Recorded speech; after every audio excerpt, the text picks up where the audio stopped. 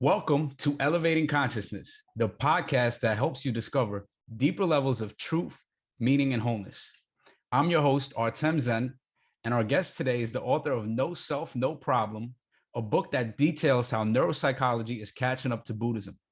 He earned his PhD in cognitive neuropsychology at the University of Toledo, specializing in the differences between the left and right hemispheres of the brain. He is currently a professor at Slippery Rock University in Pennsylvania, where he teaches courses on consciousness, mindfulness, left and right brain differences, and artificial intelligence. Chris Neubauer, welcome to the show. Hey, thanks. Great to be here. Awesome. I'm really curious about your background and how you got into the study of left and right brain differences in the first place. That actually was kind of an accident. I ended up applying for grad school. I knew I wanted to do something in neuro. I had thought that there was something about the brain, and this was just because it was the 90s, and that was just super popular at the time. Everything about the brain was popular. And so I kind of followed the trend, and I wanted to get into a program that had some neuro to it.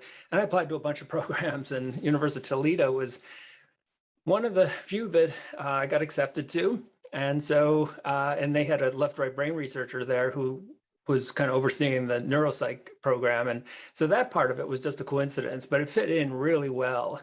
And I enjoyed it immediately. I just thought that kind of approach to the brain, because you can do all kinds of things with the brain. There are people who are so micro level. I mean, all they care about is these individual brain cells and the chemistry happening at one level. And I don't think that would have worked for me very well. So I like the kind of more global, like more macro level of the neuropsych. And it just seemed more applicable to life. And it was more, I could relate it more easily to some of the issues I was dealing with back then. Yeah, so I guess if you can speak a little bit more on that, I'm kind of curious what even then got you into neuroscience or like exploring consciousness and Buddhism and mindfulness and these kind of things. Yeah, well, I always tell the story that in my 20s, I was an absolutely neurotic, quivering, shaking mess of neurosis and and worry and dread. And I was one of these types, couldn't sleep, every waking moment. I could dedicate maybe 20% of my consciousness to a conversation or a movie, and 80% of my consciousness was what horrible thing is going to happen. I'm going to die right now at this second, and this horrible thing. So it was certainly a clinical level of neurosis, and I probably should have went into therapy or did something a little more practical. Instead, I thought, well, I'm just going to try to figure this one out on my own, and since the brain seemed to be the mysterious place that held all the answers, I thought, well, let's go get a PhD in neuroscience, and maybe I can figure out some of this mess on my own. And it worked a little. It did. But I found so much more. And I wish I could remember the day when I picked up my first book by Alan Watts. It's funny because I can't really remember it, but it was probably in a used bookstore. It was probably like 10 cents. And as soon as I started reading Alan Watts, it literally opened up this amazing, completely different way. And I won't even say a different way of thinking, because it really was a way of non-thinking. It was a way of experiencing the world beyond thought. And I almost immediately became hooked. I read everything Alan had, and I read it over and over so many times that in so many ways, Alan Watts became probably more my mentor than the mentor I had in grad school, teaching me about the left and right sides of the brain. I still consider Alan to be probably my most influential character in this journey. But it opened up all these path doors to Buddhism, to Hinduism, and so many things everything just kept overlapping. And it just seemed like it was almost like a path meant to be, because then all of a sudden the neuroscience fit in so well, and it was making all these connections. And I thought, this, at some point you start thinking, well, this isn't just coincidence. This is all like a kind of a purposeful path that's unfolding. Love Alan Watts. Also had a profound impact, and always find his lectures to be like really soothing and just putting you in that unknowing space and just kind of relaxing. And I guess that makes sense because of something that you wrote at the end of the book, finding the real you. And like, to me, that's like the Alan Watts, theory of what all this is about. So that definitely makes sense. So I really loved your book, and in it, you actually mentioned another book called The Master and His Emissary by Iain McGhilchrist. And several years ago, I seen an interview with him and was really intrigued by this idea that the left brain has come to hold like the dominant perspective and has fundamentally shifted our understanding of reality and ourselves. And I actually read a nice portion of the book, but struggled to continue through it due to the density. However, it's really dense, right? Many people. I've been using that as a textbook for my course on left and right brain for a couple of years now. We never get past chapter 4. And so, I mean, you're not alone. I mean, it's a mixed blessing. It's such a wonderful book, but it really is a challenge to read it from cover to cover. It's probably been the hardest book that I've actually I ended up, so after reading your book, I had a renewed motivation, and I ended up actually finishing The Master and Emissary. So thank you for that fuel. And that's a very extensive book with many metaphysical implications.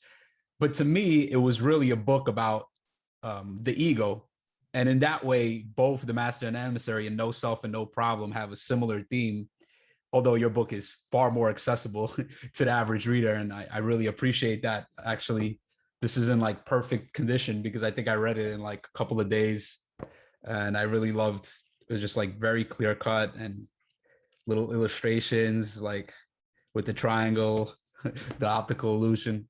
It's great stuff. So what is it that the Buddha taught thousands of years ago that neuropsychology is finally starting to understand?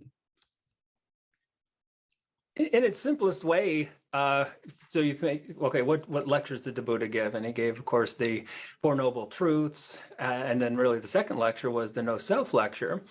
And the argument that he used is really similar to what would eventually come about in neuroscience. And the nature of the self, it's just never the same. It's continuous, it's flowing, and you don't really have any choice with what pops up. And so, I mean, it's really strange right now, even as I'm talking, like I really don't even know what I'm going to say next. It's just sort of like, so if there really is this controller behind the scenes, it should be the one making decisions. It should have some kind of influence. And neuroscience started looking at this back in the 70s with the work of Benjamin Libet. He was trying to see when we make just something simple, like, okay, if there's a pilot upstairs, when it makes a decision, it should make the decision first. Like, let's do something really simple, like okay, move your finger or something. The pilot should say, okay, move your finger, and then hit the controls, and then the finger moves. And he found out that's just not at all what happens. I mean, first the brain decides, then you get the feeling much later that you were the one in charge. And so neuroscience back in the 70s started to show that this thing that we obsess with, the thing that has control issues, and the reason it has so many control issues is because it really isn't in control. The whole thing's a facade. But this ego, which is trying to control everything, is itself just an idea. It's an after fact. It's just one idea kind of floating around among other ideas, but it tries to take kind of a special stance. And of course, the I thought, or the ego, ends up causing us way more problems than it's worth. But yeah, neuroscience has been looking for a long, and then it went into the left and right brain. So there was a huge debate: is the ego in the left brain or the right brain? And they couldn't find it. And so here we are, 50 years of trying to find the self in the brain. Absolutely zero success. No one has found anything that even looks like a self. There's no command center. That's the weird thing about the brain. And that's the way the ego thinks. The ego thinks, if we're building a spaceship, which has got to be a command center. And if we're having an organization, there has to be a CEO. There always has to be like someone in charge, because that's how it gets things done. But that's just the way the ego thinks. It's not the way nature thinks. And nature, amazing things happen. And there's no pilot. A tree grows. It's not following a set of rules. It's not, like looking which step it should go on to next. The tree just grows, and brains grow, and and our body is doing a billion things all at once, and there just simply is no CEO behind it all. And that's the shocking thing, that we all think there's someone leading the conductor of the symphony. We think there's someone behind the scenes, and that's us. And to really embrace that whole thing is an illusion is pretty profound. I think it's one of the more profound things that's happened in neuroscience, when they gave up, and I think they have all but given up on this idea of finding the self in the brain. It was a long effort, and they couldn't decide if it was even in the left or the right, and then they just gave up, as far as I know. but the giving up is the interesting thing. It's like, well, we've looked for a long time. We can't find any central control place in the brain. We can't. It actually goes back to Descartes. And Descartes really had a lot of influence on this, because he suggested, based on just intuition and his brilliant mind, but he suggested there must be some place in the brain where it all comes together. And so that's why he picked the pineal gland. So, I mean, he just picked it because it was like a central structure. There was no real anatomical or neurological significance to why he picked that. But that's what neuroscience was looking for. Okay, well, Descartes got it wrong. The pineal gland is the one controlling everything, but maybe some other place is controlling everything. And they just simply haven't found it. So I'm interested, does this idea of no self, does this equate to kind of us not having free will? I know, like, probably most famously, Sam Harris, he's a neuroscientist, and he speaks out about how there's, free will is an illusion. So I'm just curious what your understanding is with free will and how this ties into no self. Yeah, that's a great question. I had a comment the other day, and I had posted something that said, just emphasizing that, like, you're 100% responsible for your life. And someone pointed out immediately, well, what are you talking about? You're saying, like, there's no self, and now you're saying that you're 100% responsible. So the first thing is that the universe is under no obligation to be understandable. The reality isn't under some kind of contract that's going to say, okay, all humans have this thinking mind that is mostly the product of the left brain, and it understands the world through concepts, through categories, through language, by representing the world in very crude, cartoonish-like ways. And this is really another huge breakthrough that our species is having, because, first we thought we were the center of the universe, and then that didn't work out. And then we thought we were so special, and then Darwin comes along, and, like, we're just, hairless apes, and that was kind of a blow to our egos. And so we've been continuously kind of falling off our pedestal, in a sense, and what we're finding out is that the next real big blow to humankind will be this discovery that I think has been going on, and I write about this a little bit more in my next book, but it's been going on since the 50s in the whole field of cognitive science, where we're discovering the limitations of the thinking mind, and how the thinking mind thinks in categories, language, and all these representations about reality. But these are really just symbols. They're not, and of course, the Buddhists knew this, and they would often say you can't drink the word water.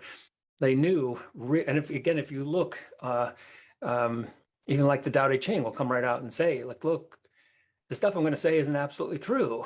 And if there's any kind of truth out there, you're not going to really be able to say it. And so they realized that the thinking mind was this useful tool, but it really had no ability to capture absolute reality. And so when we get to this, okay, well, is there free will? Isn't there free will? And I say, well, that's just the thought, and so what's the reality behind it?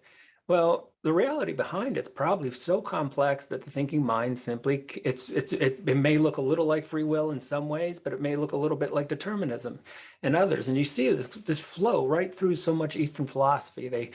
They'll say it over and over. You are 100% responsible for your life, but there is no sense of self. The sense of self is a complete illusion.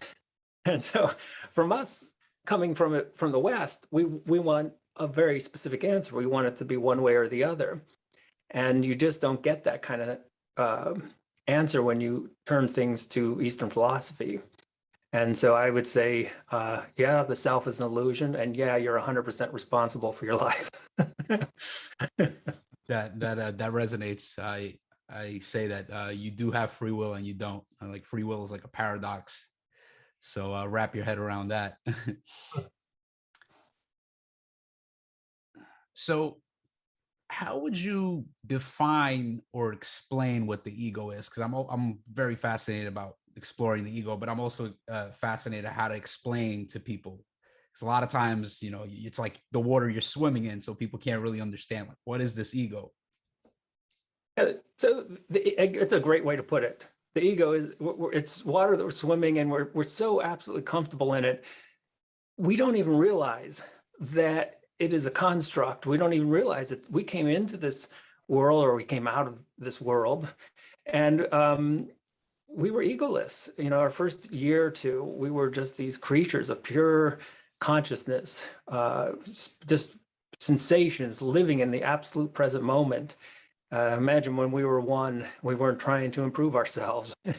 We weren't trying to, deal with symbols. You know, language didn't exist yet, so we were so immediately in the moment. And so much of this is about that right brain state of awareness that so many of us are trying to get back to. Not that we want to regress back to infancy, but we want to have the best of both worlds, be able to use the left brain thinking mind when it's useful. And I would guess it's useful about maybe 2 hours a day. And I'm kind of being real generous with that.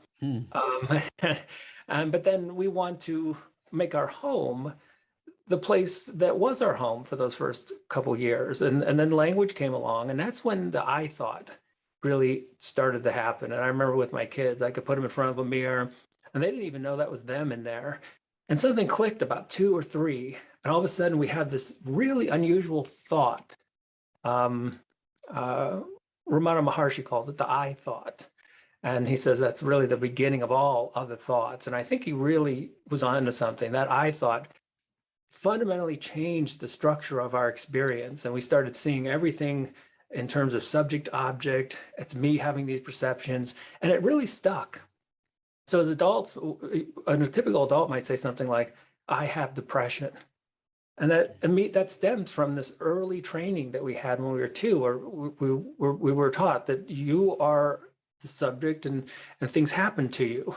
And it's really it's very noticeable when you watch kids, you know, because as soon as the I thought catches from 2 to it's I, me, and it's just, and Piaget, the psychologist, talked about that egocentrism that's so obvious. And that never really goes away, because that I thought, which changed all of us so much. And again, it's a product of the left hemisphere. It's a product of the way the left hemisphere works. It's that categorical processing. It's mixed in with beliefs, and it's mixed in with very advanced kind of pattern recognition. Human beings are so good at this that we still beat the machine. So if you've ever gone online and it wants to see if you're human, you'll get some bizarre, font that, only you as a human, because we're so good at pattern recognition, and the computers are still catching up to us. So we're so good at all these talents. And of course, this pattern, when it looked inside, it thought, well, there's a me in there. And it's just like looking up the stars and seeing, like, patterns and warriors and all that. And that same thing happened to us. We looked inside and said, oh, there's a me. That's when the ego started. But then we're in a culture that literally cultivates that I thought. And, how many times do we get asked, what are you going to do? What are your plans? And always comparison with our I thought with others. And so we become very competitive, and it's kind of this, okay, well, what are your grades? I mean, think about it, even from first grade, they have our I thought competing with other I thoughts. And imagine if we just had a school like, listen, let's just let the learning experience happen. And that would be so alien for us to really, and it's something I'm actually experimenting with my students right now. I'm like, let's just forget about grades. Let's see what happens if we forget about everything and just get into just learning for the experience of learning, and see, because I think it's there.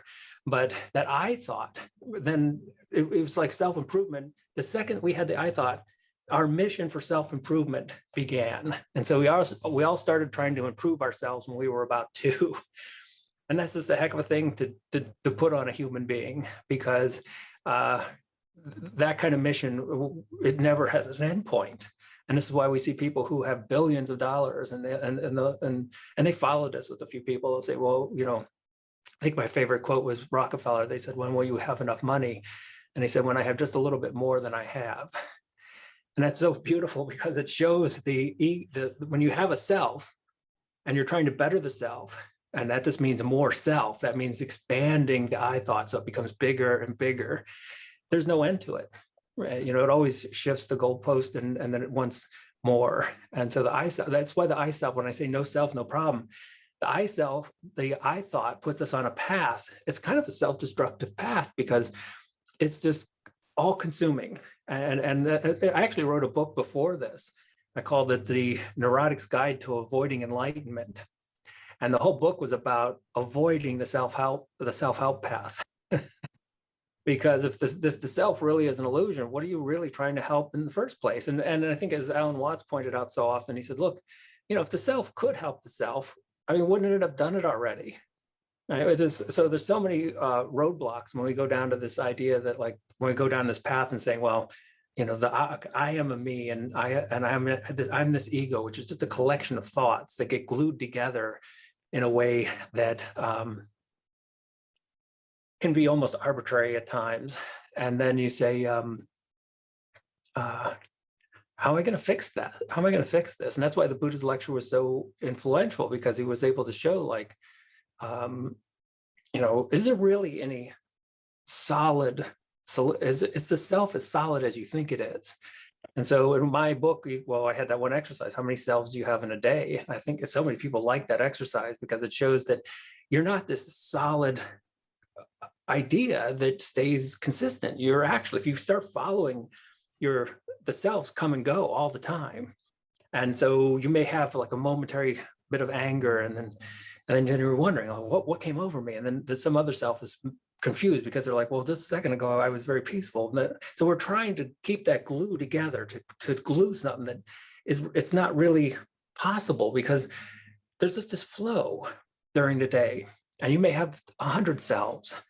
And so, and then sometimes a lot of times there's no self at all. And so maybe when we're finished, I've got a couple things to do, but maybe I'll grab a guitar and start playing, and the self it's gone. There is no self, but the thought just isn't being entertained for a while. And a lot of us actually spend more time than we think in this state of no self.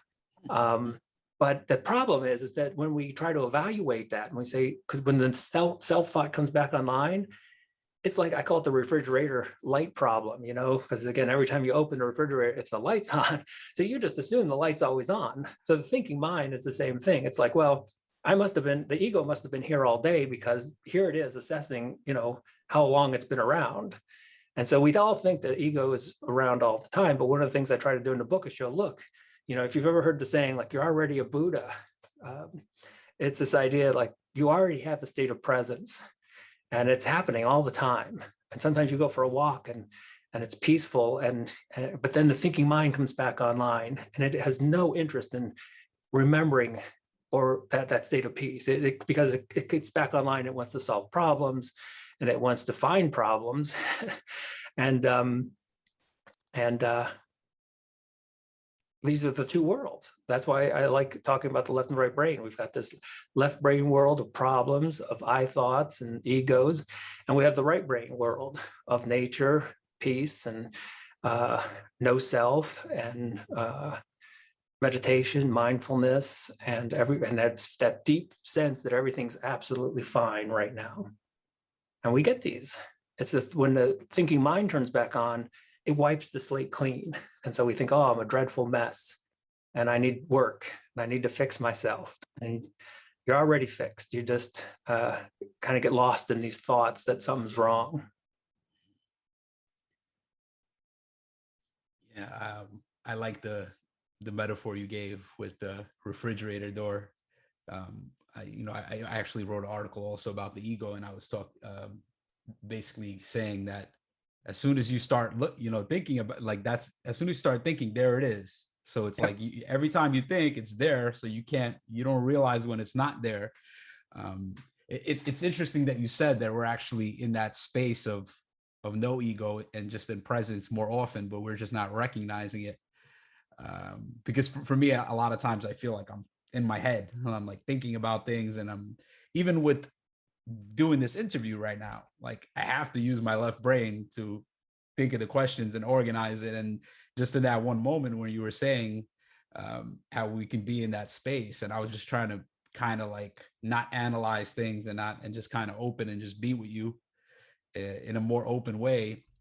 And I think if people just even do that, just notice how they expand their awareness and just stop focusing so narrowly, there's an expansion. I guess, can you kind of touch on some of the differences between the left and the right brain? Like what are the main differences in the functioning between the left and the right brain? And that's a great question too, because that research has been going on for a long time, at least 50 years explicitly. There's journals dedicated to it. And the problem is that all of a sudden it got real popular. And then people started saying, well, I'm left-brained, I'm right-brained. And then books were like, the right-brainers will rule the world and stuff like this. And then someone came out, it was a 2013 study where they looked at a bunch of control states for brain imaging. And they were looking to see if maybe one side would be dominant. And they didn't really find anything. So they categorically came out and said, look, the whole left-right brain thing is just a big myth. And that was really unfortunate because it negated 50, and this is one of the things I think Iain McGhilchrist has done such a wonderful job. He's bringing it back, he shows, and that's why that book can be so overwhelming, because he's showing you, all the research that shows how deeply different and experientially unique the left and right sides of the brain are. And so just to give you a couple simplistic versions of it, but accurate. We know the left brain is in control of language. And so like my ability to communicate with you right now through language, we both need our left brain. The right brain, it's interesting though, because the right brain can do music. And so I often get this question, people ask, well, is the right brain, and when music is one of these rare things, it does light up almost the whole brain, but it does seem to be far more right brain. And we know this because people who have strokes in their left brain and they no longer can talk, can still sing. And that's a remarkable thing, because it's changed the whole way they do therapy for individuals who have had a stroke. They used to just try to force it and just say, well, let's get you talking again. But that left brain center is damaged with the stroke. And I've got the right brain that's totally open to music. And so they can sing things, which allows them to communicate, but they simply can't do what we would call ordinary language any longer. So the language is one really big way the left and right sides of the brain differ, but it's also in terms of, and they're all connected. So what is so special about language? Well, language fits the left brain because it's one thing at a time. And so the way the left brain processes information is sequentially, one thing at a time, and that's the way we think. Right? It's fascinating when you think to yourself, because when you think to yourself, it's almost all inner language. And it goes at the same pace. And so if you're watching this, try this out for an exercise. It's really pretty bizarre. So think to yourself, use your inner voice, but don't take a breath. Because right now, as I'm talking with you, I have to breathe. So I have to stop and take a breath. But there's no reason why the voice in the head has to take a breath. But if you notice the voice in the head, it takes a breath too. It's not, it's not breathing. I'm breathing. The voice in the head should be able to go continuous. So the voice in the head is such a reflection of our language. In fact, there's actually only a couple studies that show this, but when you are talking to yourself, there's an area in the left brain called Broca's area, and that controls speech, and it's only in the left side. That it lights up when I'm talking right now, but if I were to simply talk to myself, it would also light up. And so that voice in the head really is, I think the way we've termed it is perfect. It is a voice in the head. So left brain is all about one thing at a time, one thought at a time. And because we are so dominated by left brain thinking, we believe that consciousness itself must be a one thing at a time phenomenon. If you look at so much conscious research, this is the biggest problem I'm trying to point out in consciousness research, is that they confuse the thinking of the left brain with consciousness. And so if you start doing research on consciousness, you'll see, well, we can only become conscious of one thing at a time. Well, that's because the left brain can only become conscious of one thing at a time, one thought at a time. When we shift over to the right brain, it is much more of a parallel processor. It can do all kinds of things simultaneously. And that's why it's so good at music. And think about music, and, I mean, especially when it gets kind of complex. I mean, but it's really multiple instruments, and they're all coming together, and you're noticing all of them all at once. And that's why you can be listening to something, and if even one little part is out of tune, you notice it, because you're processing it all together, and it creates like a synergistic or this collective feeling. And that's why music is so powerful to people. It immediately sucks us out of left brain thinking and gets us into the right. That's why I tell people, if you want to get over to right brain processes, the simplest way, and you're already doing it, why do we listen to music? People crank up the music, and they go to work, and it's the best part of their day, and they're not getting paid for it. They're doing it for it. But what appears to the left brain, it's a mystery, because you're not doing it for a paycheck, you're not doing it for advancement at work. But music connects us so well with the right brain processing. It's in the immediate moment, and it's processing a multiplicity. And so one of the things I'm trying to do in the consciousness research is show that let's not confuse consciousness with the processing of the left brain. Consciousness is a multitude. Consciousness can be virtually unlimited. When we do meditations, you can become, as one of the simple meditations I don't know how simple it is, because for some people it's really a difficult task to get out of the left brain. But when you go into nature, so much of nature, it's such a multiplicity. And if you notice, like, there's a part of you that it's aware of all of it happening all at once. The sound of the birds and the trees and the wind, and it's all happening, all in this present moment. And the right hemisphere is very good at picking all that up at the same time. And so I like to think of the left and right as thinking of, like, okay, we've got this one thing at a time processor, and then we've got this everything at a time processor. And life needs both. There's absolutely, you wouldn't want to just shut the left brain down, because like us talking right now, it's very helpful if we can sequential things out and have a bit of linear processing here. That's really helpful. And you would want to write a book like that. And one of the problems with my first book, it was so influenced by right brain processing. It was more like a stream of consciousness. So many readers had such a problem with it that I needed someone to help me with this. So my publisher was a great help getting me to pull a little bit more left brain into that book. And so it became a little more organized. And that's why when you say it's an easy read, it's actually because there are some really helpful things about organization and sequential processing. We just don't want to dominate our lives with it. Yeah, some of the things you were saying, like about music. I'm actually an artist. I make rap, and I've been doing it for a while, and I've been expanding to other things. So music kind of took a back seat for now. But I always remember getting this feeling of making a song and just feeling like everything is right. Like there was like this immense sense of meaning and purpose. And it was just like, and I could never explain it. It was just like, I just feel right. I feel like I'm doing what I need to do. And I just feel like this is what needs to be happening. And just kind of learning about the left and right brain, and just seeing how that's what music does. Like the right brain is able to connect to music, and it just gives us this sense of meaning, and meaning is in the right brain. I think the one thing, like, there's a big idea from McGhilchrist's book, is that we only understand things through metaphor, and it's only the right brain that understands metaphor. So like we can't make sense of anything. We can't find any sense of meaning. It's like, if a lot of times when there's the studies with people having strokes in the right brain, it's like meaning has been drained out of their lives.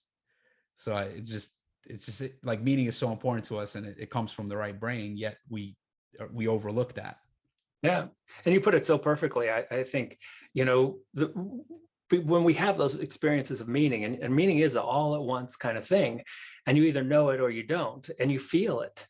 But the left brain comes along and says, okay, well, let's try to take this apart into its pieces and dissect it. And let's figure out the meaning of our life. And it's an impossible task.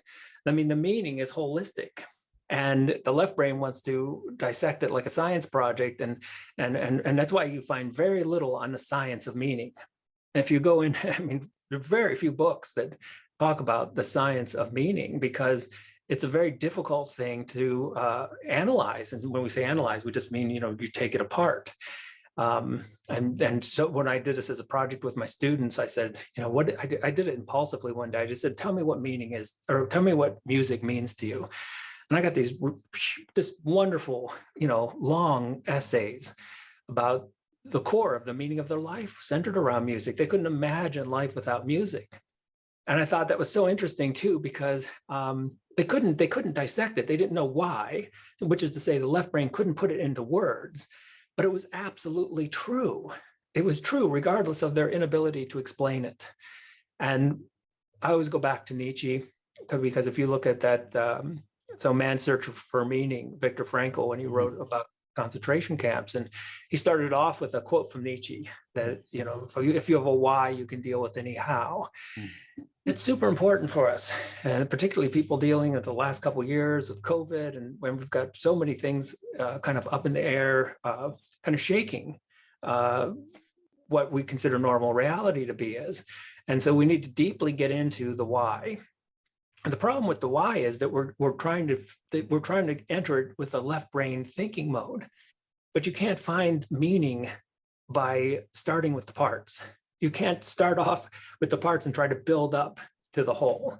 You have to simply get better at not understanding, it's not even the right word, at validating these right brain experiences. And again, the left brain is so good at demoralizing them and devaluing them. And that's why you see this massive movement across the West, at least, with, people cutting music classes, and they'll cut art classes first, because we say, well, art just isn't as important as something more practical.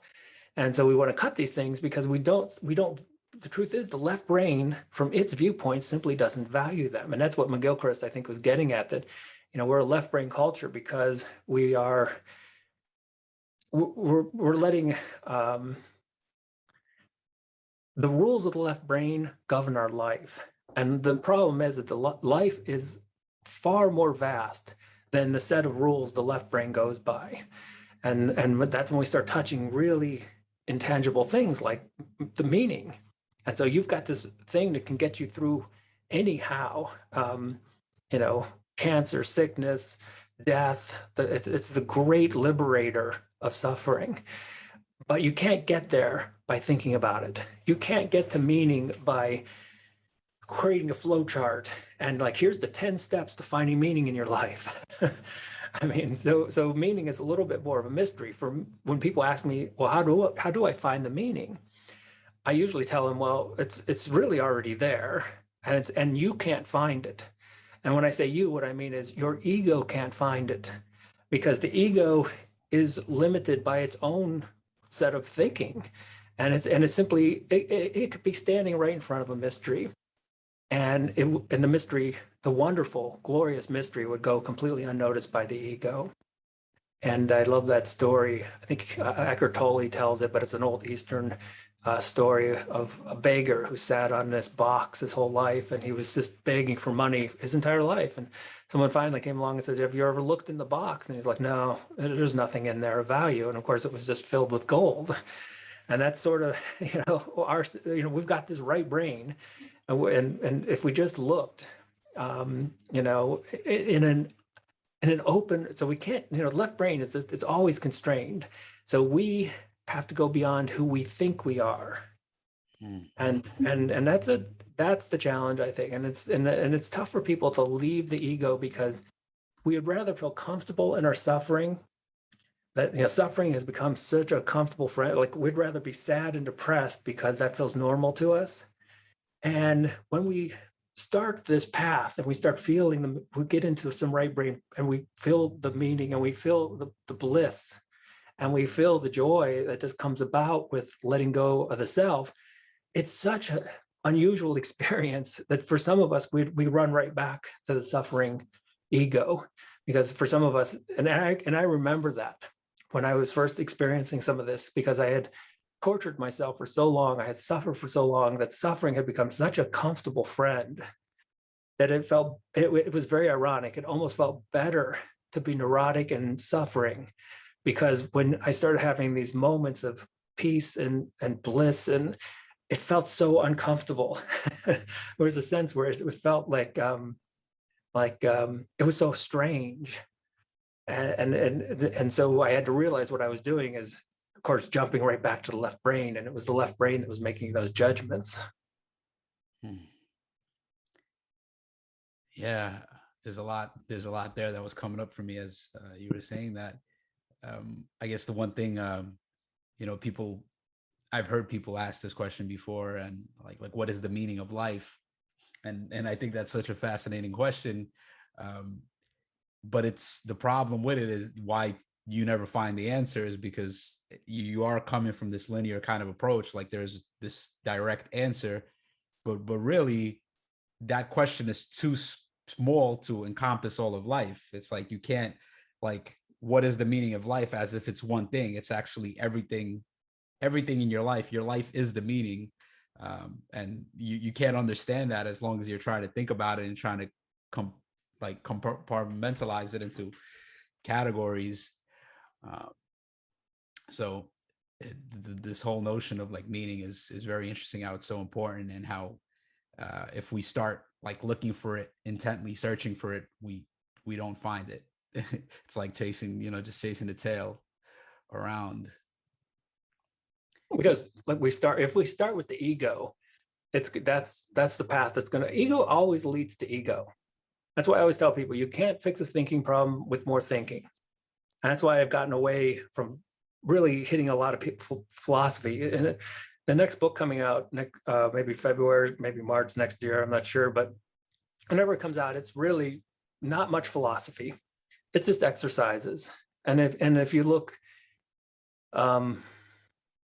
with some of the Advaita Vedanta, and again, I think this kind of the Zen teaching, there wasn't much philosophy to it. It was really riddles, it was puzzles, it was exercises.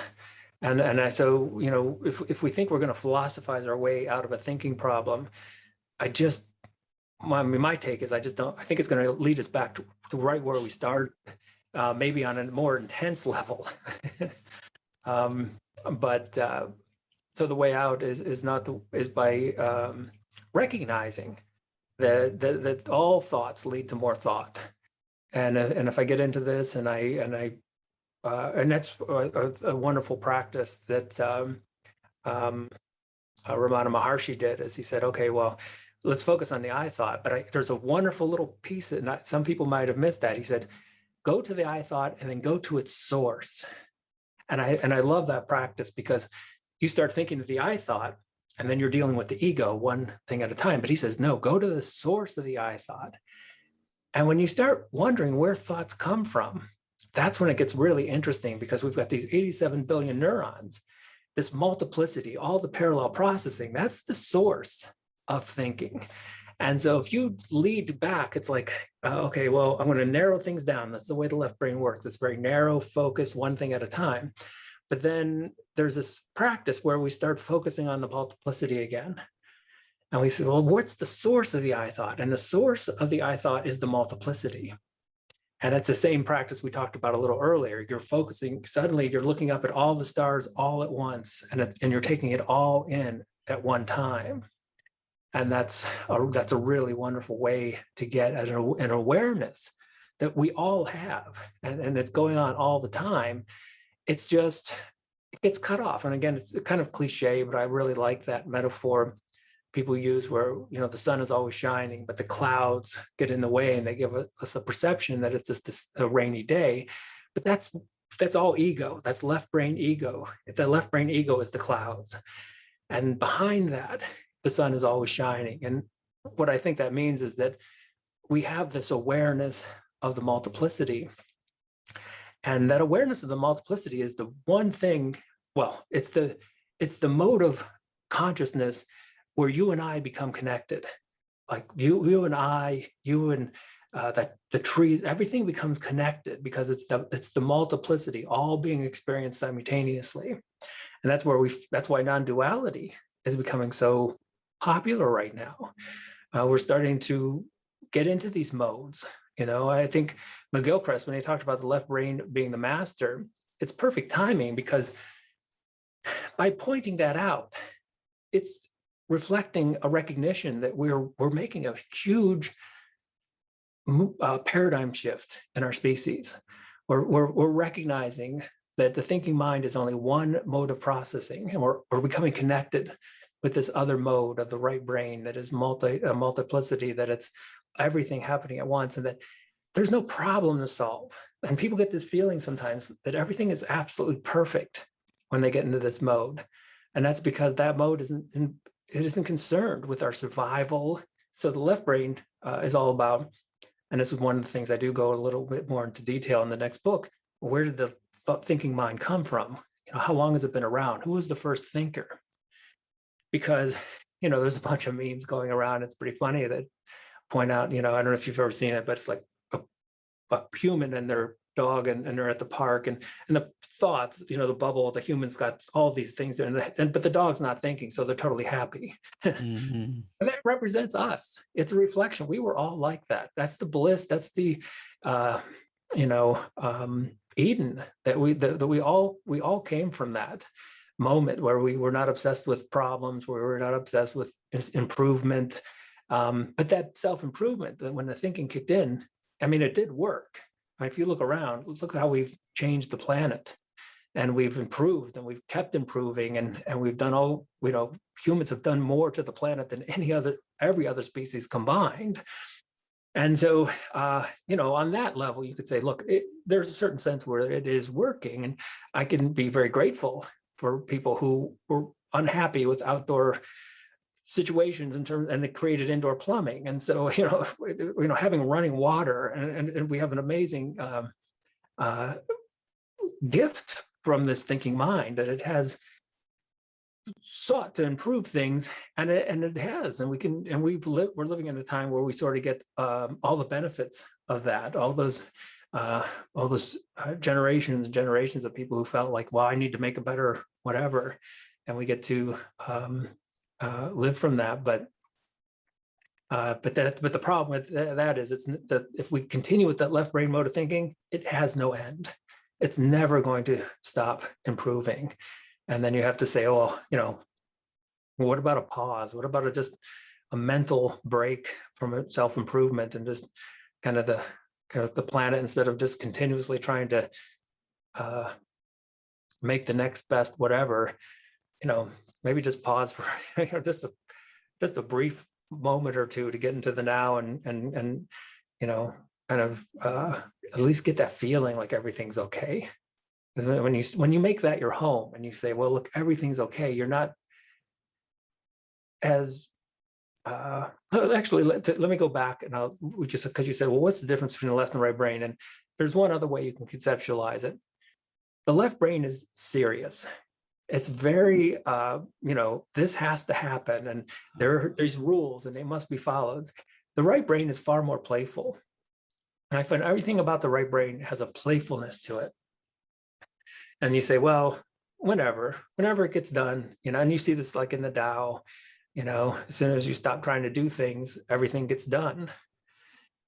And so, but I think that shift is, we're kind of, getting our feet wet in it, and it could be very interesting for humanity. It could save us. It could absolutely, not to save us, but because again, if you look at the last century, it was such a horrific manifestation of the potential of the left brain in terms of warfare and just destruction, and so we are So, what's the next century? What are we going to do with this? Yeah. The whole notion of progress and improvement is very interested in how that's all nested in the left brain. And, we obviously can say like, okay, now we have indoor plumbing and we have this technology where if we didn't have this technology, we wouldn't be having this conversation and putting it on YouTube and everybody can listen to it. And we have all these beneficial things. And yet we also have all of this neuroticism and all of this depression and anxiety that's coming along with it, with this obsession with progress and with wanting more and better and not enoughness. And like, people back in the day didn't have antibiotics. So you probably didn't live, you got sick, you died whenever you got sick. You didn't live past 30 or 40. Now people are living longer, but our egoic structure and this thinking mind has become so complex that the mental suffering just seems like this. It's just so much more of it and so thick. And people are like, it's like being in a thick forest and you just don't have space between your thoughts and these egoic structure. And you're just trying to get through this forest and just, and then now we're seeing kind of how we have, and this is what McGhilchrist says, how like we've leaned over into the left brain so much.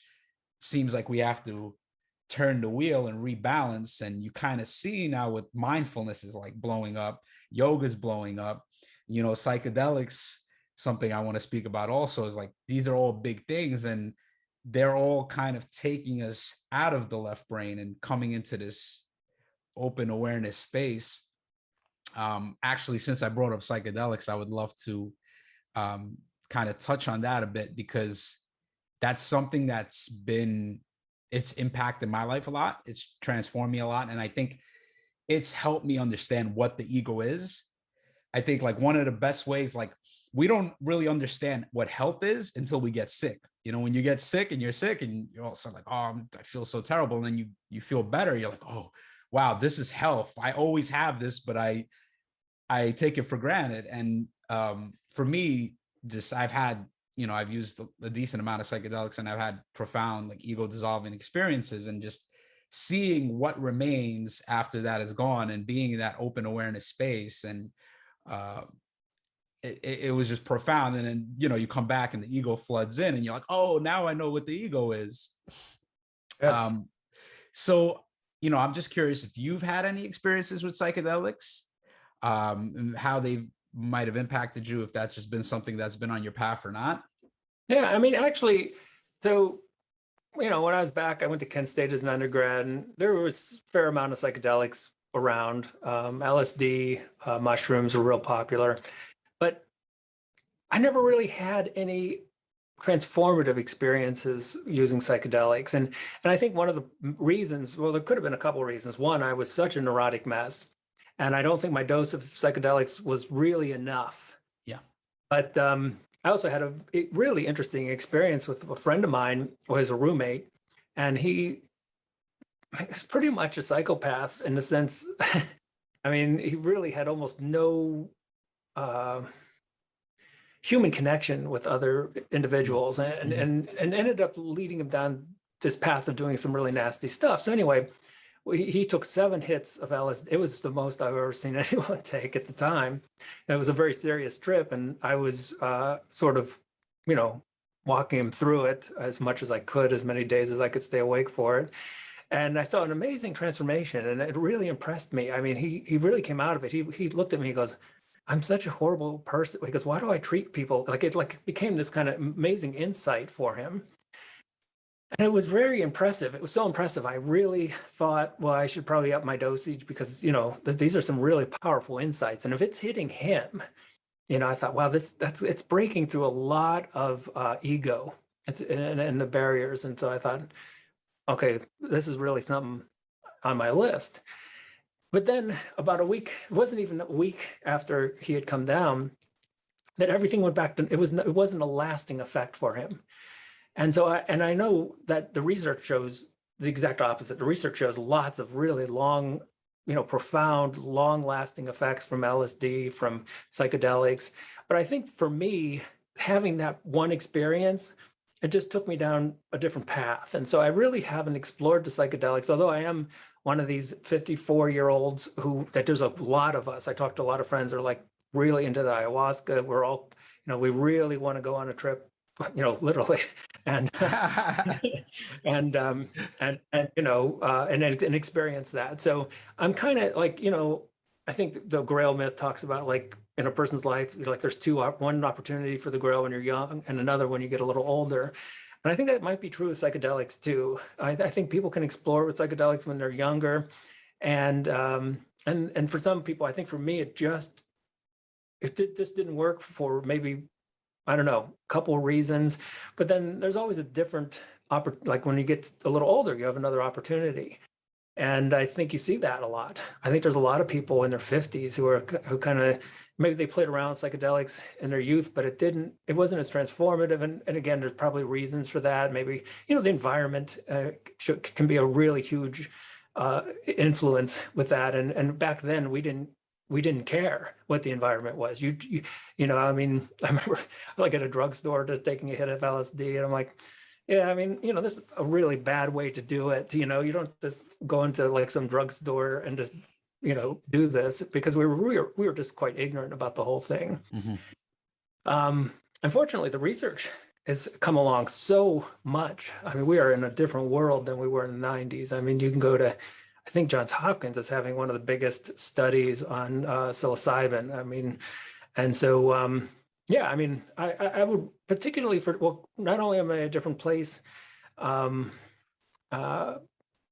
just age-wise, but I'm just at such a different place in terms of my ability to embrace that state of consciousness. To me, I think it would be worthwhile, and I think it would be just like coming home. They've done so much research with, I haven't talked about the default mode network, but it's very similar to the left brain. Because I wanted to bring that up, actually. That's actually another question I had.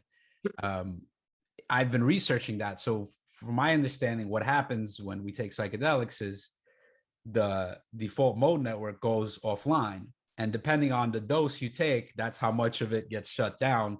So like the psychedelic that I used, the most potent one was 5-MeO-DMT, toad venom. And you take a hit of that and just complete it. I wasn't wired to something, but I'm sure if I was, like the default mode network must have been just blacked out. And so my understanding, a lot of the ego, a lot of this self-reflecting thought is in the default mode network. What I was really curious about, and I haven't been able to find this out, is what is the difference how does the default mode network map between the left and the right brain? Because it'd be really fascinating if it was a lot of like left brain and it really like the ego really is in the left brain. But you just outlined my major research project for the next year, because my lab, we started getting into the default mode network. And it's interesting when you look at some of the default mode network stuff, because it's so taboo now to talk about left and right brain, because again, this idea that's all a myth and stuff. And McGhilchrist and Joe Bolte-Taylor, they're bringing the left-right brain back to legitimacy, but it's just been a slow battle. So if you really dig into the default mode network, there does seem to be hints here and there that no one wants to talk about. So because the default mode network is there's two hubs to it. So there's one in the front and one towards the back of the brain. Mm-hmm. And they light up anytime we're engaged in mind wandering, or you could just call it like egoing. And so, I'm just fantasizing about my promotion or, and it's funny too, because mind wandering happens. So they did a really nice study with mind wandering, and you might have seen this one where they just had people, they would text them randomly. So like, what were you just thinking? And so they got a pretty good assessment of when people were doing mindfulness, which is what they're doing, or they were mind wandering, which is thinking about something other than what you're doing. And I teach in my class like that. Like the reason we talk about mind wandering so much is because it's the opposite of mindfulness. And so mind wandering seems to be the product of this default mode network. But anyway, the interesting thing about it is there are some hints in the literature that there are some subtle tendencies for mind, like the default mode, to kind of lean more towards the left side. Mm. And when things shut down, it does seem like the right brain in psychedelic experiences and in even deep times of meditation, when the default mode network slows down, that there's a shift from the left to the right.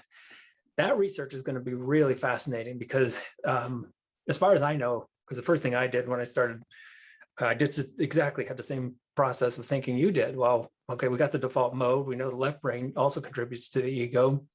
So what's the connection?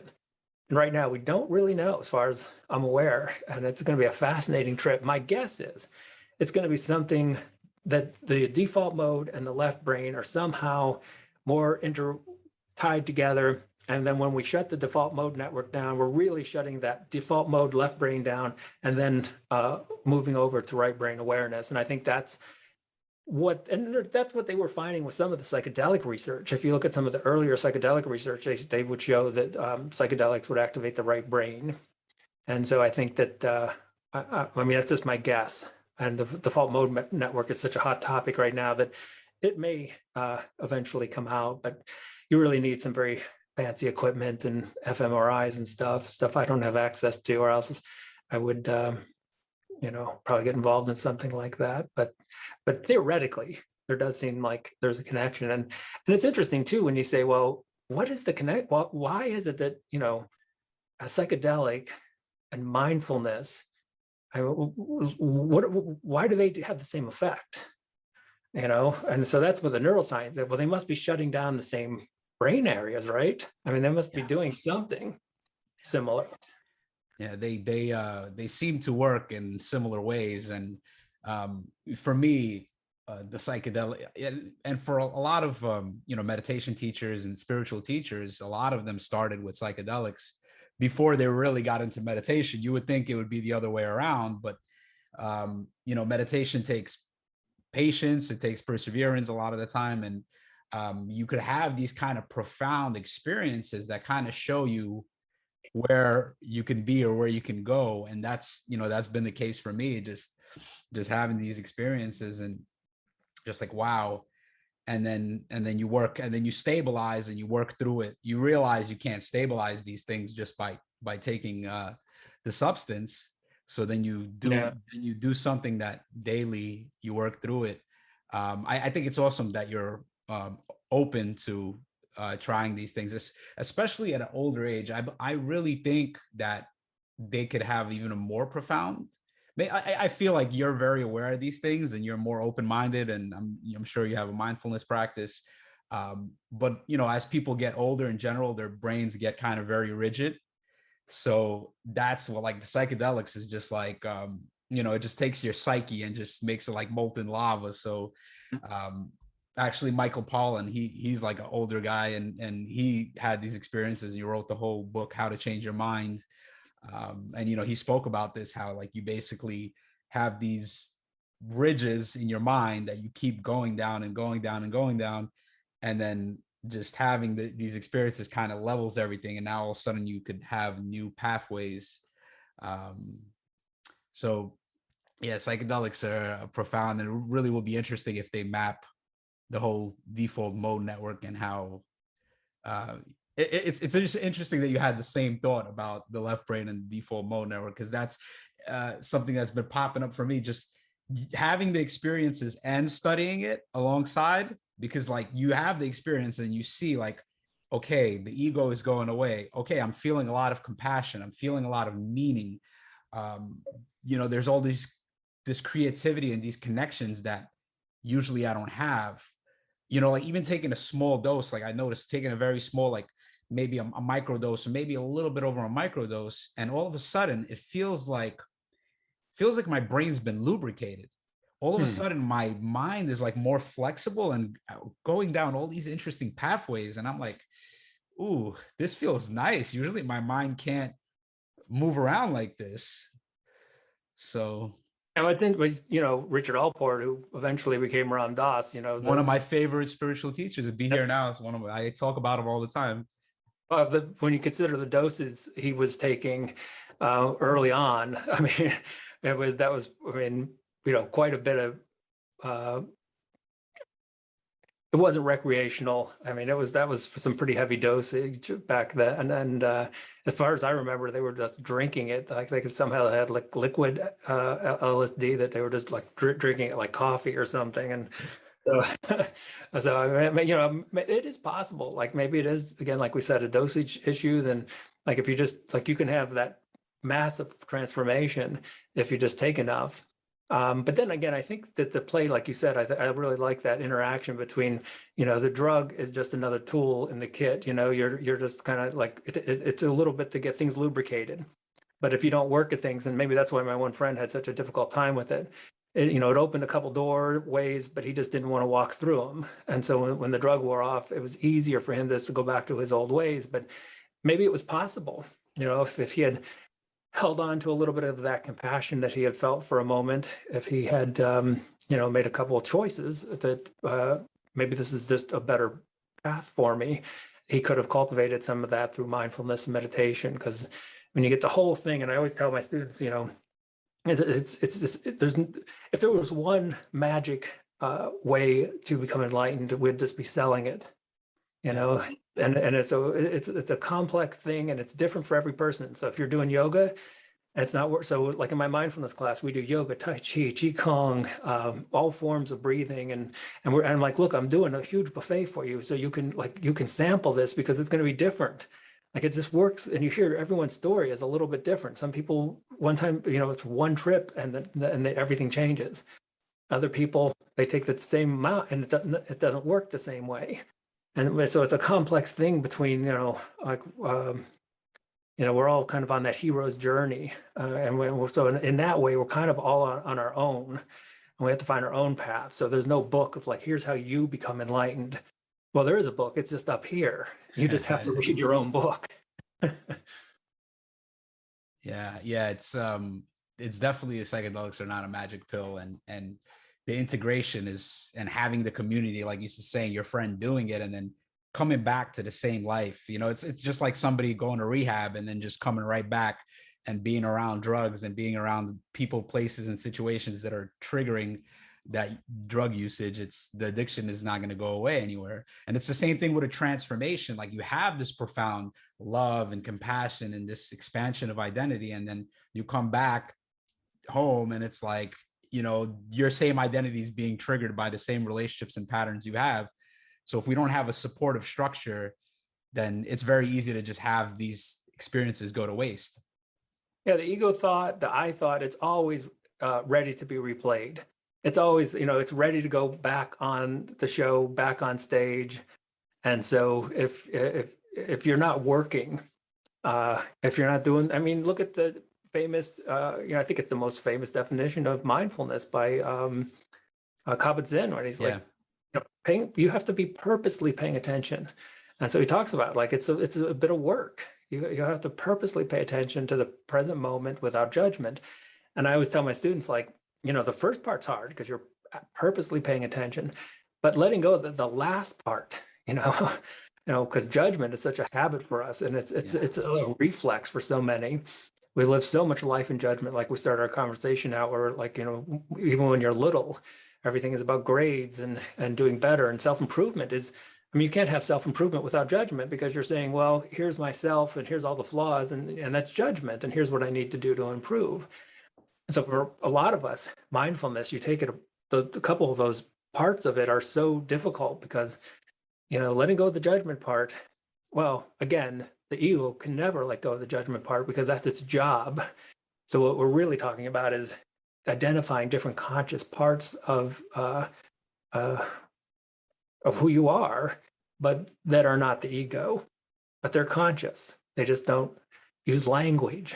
And we had such a bias in our species where unless you spoke, you were not conscious. And that's why, we think about the mistreatment of animals, because we thought, well, you're not talking. And we had this with infants too. I mean, people really thought that infants were not conscious simply because they did not talk. And that all reflects that bias of that left brain. And the left brain is the judge. It is the ultimate judge.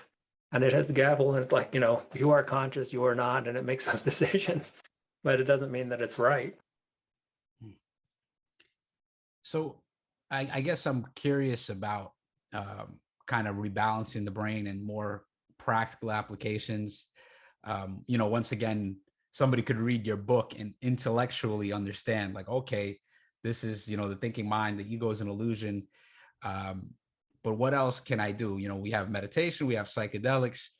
What are some other tools that can help someone create some space between themselves and their egoic thinking mind? I believe I saw that you were creating a workbook to go along with No Self, No Problem. So maybe you've been kind of giving little pieces, but maybe there's something else you can share. Yeah. And so that's exactly what it is. It's little simple exercises that you can do. Some of them are neurological tricks. And so it's funny because, most people, we're not aware that the brain is cross-wired. So the right side of the brain connects to the left half of the body. The left half of the brain connects to the right side of the body. Mm-hmm. And there's an amazing set of literature out there that you can do really simple things like let's imagine I'm doing something and I want it to be really creative. You can do little tricks where you can just move it so like the computer is to the left of you, and that will actually activate the right brain. I mean, it's just a little, like maybe crank it up 5%, but there's a lot of research that shows that you can actually get the creative part of the brain, the right side, to become active just by little things like orienting your attention to the left. There's another one of my favorite studies where they had people just clench their left hand. And this was times when they were overthinking. And so they were performing. And you know how sometimes people choke. And the reason that we choke is because we get caught up in the left brain thought. And so they had people either squeeze their left hand or their right hand. And the people who squeezed their left hand, that activated the right side of the brain, they were way less likely to choke. And so this is really very counterintuitive things. Most people wouldn't think that I could do these things to play around and get the right brain going. Now, there's another thing, and I tell people about grounding or what's called earthing, that we've kind of cut ourselves off from the earth very recently. When was the last time you really walked around barefooted on the earth? And I asked my students this, and for some of them, it's been like years. I mean, outside of going to the beach, they just don't do it because we just habitually wear shoes. But there's a really fascinating study that if I think you could just type in, I think it's the physiology of earthing.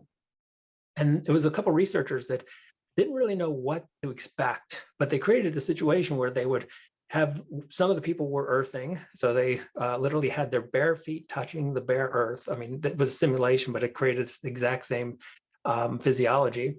And they were able to randomly flick a switch. And what they found is that the activity of the left brain instantly dropped when they were earthing. And so it's very possible that, and I tell people look, there's no cost involved in this, get the shoes, socks, take them off, walk around your backyard for a little while. And if you read the rest of the paper, it had it thinned the blood. It had all kinds of really profound effects on the body.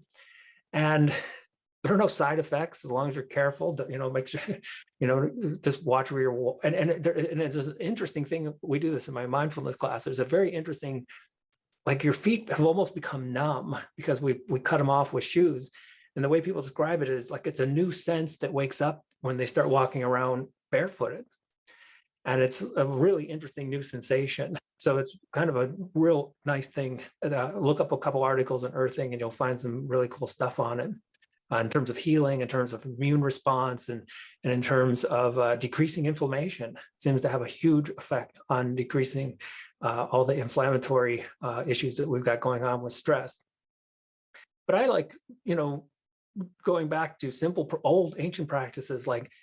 Right now, we're so caught up in I am, and I finish this off with I am 54, I am a professor, I'm a male, I am, and our identity is so caught up with filling the end of the sentence with I am successful, I am broken.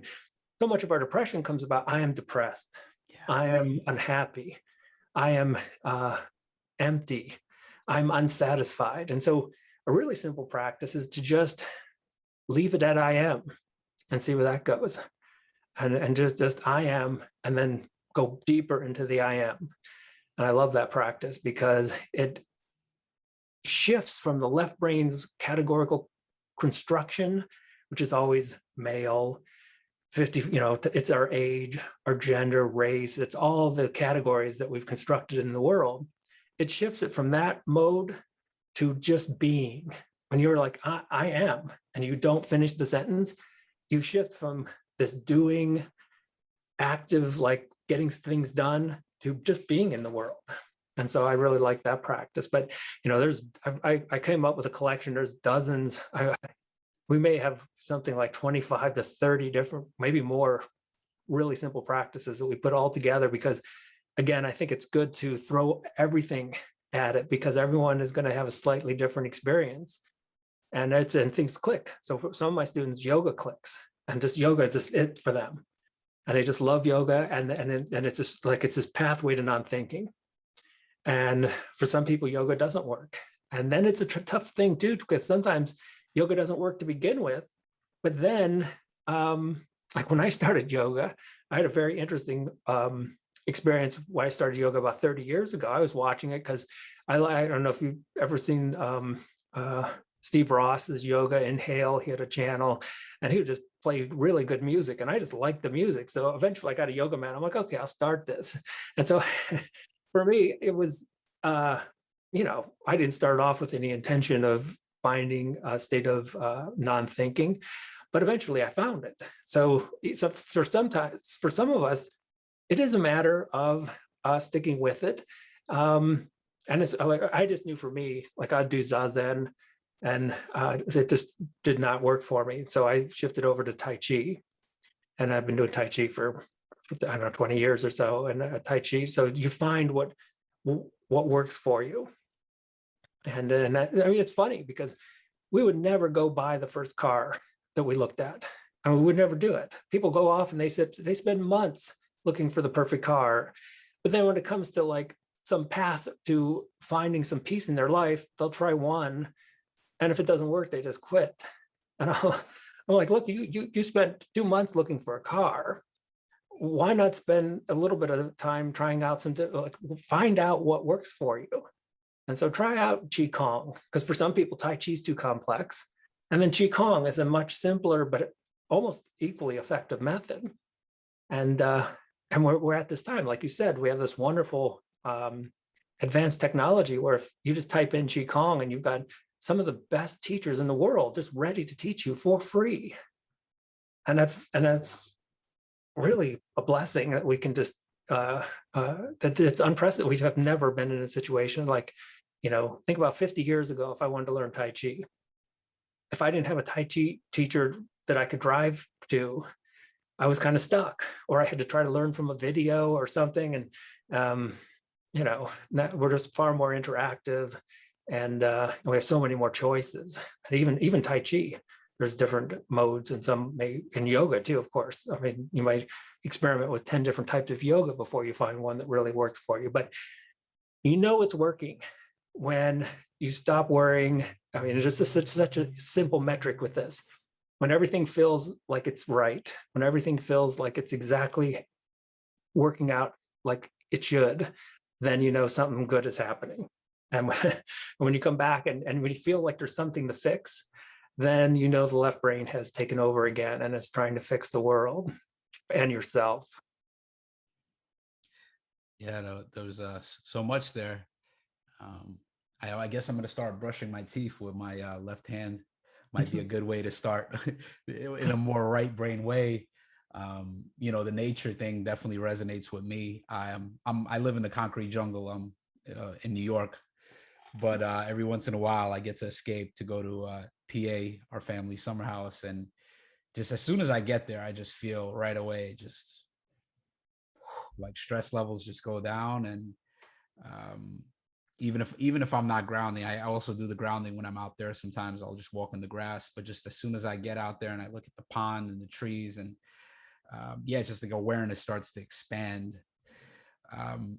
I'm curious about the workbook, because I think I saw on your site that you were making a workbook to go along with No Self, No Problem. Has that come out yet? No, so that should be out sometime next year. We're not really sure.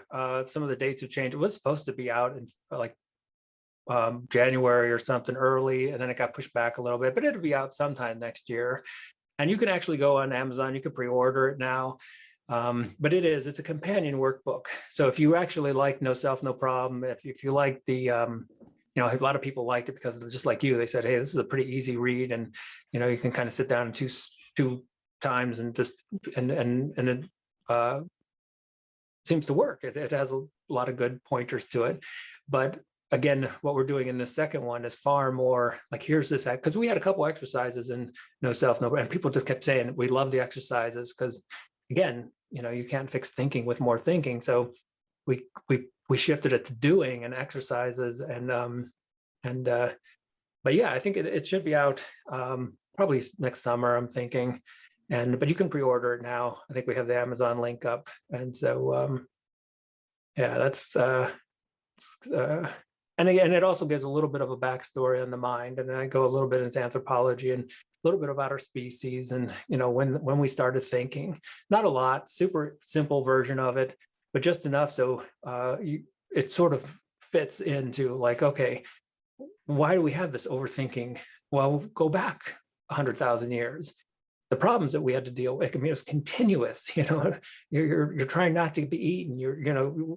We had these really horrific environmental variables that we had to deal with. So you had to continuously consider that everything is a problem.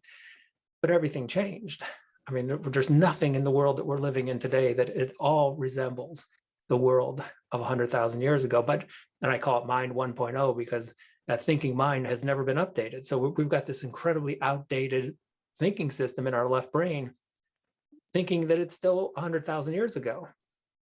And it just isn't. And it keeps trying to create, in groups, out groups, and it wants to, friend or foe kind of mentality. But the problem is we're all human, and we're going to expand that even. We're all sentient creatures, and we're going to realize like that's the connection, and there's no reason to battle it out anymore. That's just an old program that's running, and it's not us versus them. It's just us. Love it. There was something I wanted to mention that I really liked in your book. You wrote, the only way to have fun in your own casino is to forget that you are the owner. And, that kind of really reminded me of the Alan Watts explanation of consciousness and our experience. Yeah, I guess I wanted to ask also was, and you mentioned this earlier with Alan Watts being somebody who impacted you a lot. So that kind of answered this question, but maybe you can give another book, thinker, or teacher that had a great impact on the way you view the world. Ram Dass was one of my favorites. I really like Ram. And the reason I like Ram Dass is because one of my favorite quotes is something like, look, all these spiritual teachers are illusionists teaching illusion to break illusion. Yeah. And he always had this, like, look, he's just he never tried to elevate himself up to where he was anything special. He knew that what he was talking about was something that was beyond his ego. And so that's the interesting thing that, if you've got a spiritual teacher who somehow thinks that they have something themselves that they can offer, I would say that's probably not necessarily on track, because anything a teacher has to offer isn't coming from them. I mean, so I've learned, like, it was a while back, but it was such a relief when I used to feel like if I was being interviewed or like when I was lecturing, my ego felt like, well, it has to do the work. And of course, that's what anxiety is, your ego, because it's a lot of work. And then I realized when I do these things, or when I write particularly, it's not coming from my ego. And so it's not me. None of it is me in terms of my personal idea of who I think I am. And so I don't get to take credit for any of it. And so no one does. We're all tapping into the same source. And again, the language is, it's not us tapping into it, because it's the ego that can never become enlightened, because it's the ego that is that cloud that's getting in the way of the sun. So yeah, Ram Dass I really like. I like Deepak Chopra too. I followed him for a really long time, and I had a very interesting experience with him. I'll mention real briefly. I was at a conference, and he was just kind of hanging out, and I thought, well, hey, there's Deepak hanging out. I'm going to go chat. And I went up with him, and I asked him one of the questions I really had always wanted to. Well, I think Alan Watts would have gave a great answer, but I said, okay, and he did, and that's where I got the casino thing from. It's the same. I think it is an answer to this question, but the question was, look, if everything genuinely is a non-dualistic, interactive, interconnected oneness, why are we playing dualism? Well, why are we pretending that we're all different? And I'll never forget this. Deepak, he looked at me and gave me it was almost like we communicated nonverbally. He talked for a little bit, and I have no memory of anything he said. It was his gaze went right through my ego and said, "Oh, come off it. You know just as well as I know why we're playing this game." And that was the feeling, like he was actually able to give me like this answer that was completely nonverbal. And I just remember that. And I was like, I just walked away. I'm like, okay. So I actually think Deepak has some very, he seems to be a very genuine, he gets it. And I even said one time, I think that something like, look, I write the book, or the universe is writing all these books. I just get the check in the mail. And I think that is it, the non-duality. We're just playing the duality. And the reason we're playing the duality is because in the end, I think it's just fun. I mean, if you take it in a very non-serious way, it's an adventure. And I always like to think at the moment of death, and I don't know how many people watch Star Trek. I'm a big Star Trek fan, and James Kirk was always big hero of sorts and stuff. And so how did James Kirk die? I always think we're going to have we'll all have a similar experience to this, no matter if it's a long bout of illness or whatever kind of suffering we went through. And the last words that James Kirk said before he died, he said, "That was fun." And I think all of us are having an adventure, and it may seem like a bad dream sometimes, but when we really wake up, we're going to look back and we're going to say, "Wow, that was a wild ride, and that was fun, and all the things we thought were suffering were just part of the adventure." It's like, Yeah, I love that outlook. The Alan Watts, the Vedanta Vedanta outlook. It's something about it is just kind of liberating. It is. Just looking at the world in that way, and the serious and the paradox of the serious and the playing, and realizing like when we're in the serious mode, and there are things that we have to get done, but just always coming back to that play and always being able to balance those things. I think that's something that duality has been coming up a lot for me in my life, and just like recognizing like, oh, you're serious a lot of the time. Why are you so serious? And just noticing when I'm serious and just snapping out of that and just realizing like, oh, wake up, wake up. This is all a dream. It's all a dream. And you don't have to take it so seriously. So yeah, I know we're kind of getting short on time now. I guess I'm curious, what is next up for you? This workbook, that's the next book that's coming out? That'll be the next one, but I'm always a couple of books ahead. And I think possibly the next one again might be a little bit more bent towards anthropology, getting a little bit more into why Homo sapiens, we're like 8 different types of humans on the planet at one point. I mean, what happened to all of them? And why are Homo sapiens the only ones, even though when we look, if you've ever had your DNA tested like me, you've got a little bit of Neanderthal in you. And like, so obviously our ancestors were, mixing it up a little bit. And so, but we don't really know. So, we